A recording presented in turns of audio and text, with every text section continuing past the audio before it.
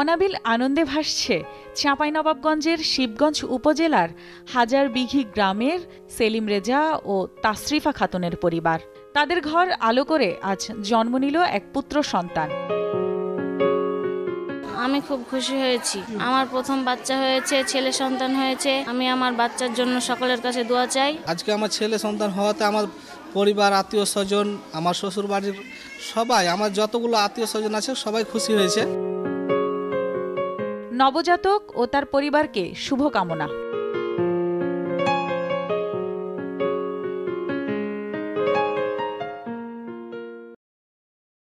আমাদের লিটল স্টারের চাই double care twinkle baby soap, ত্বককে রাখে কোমল আর অ্যান্টিব্যাকটেরিয়াল ফর্মুলা রাখে জীবাণুমুক্ত। শুরুটা হোক যত্নে।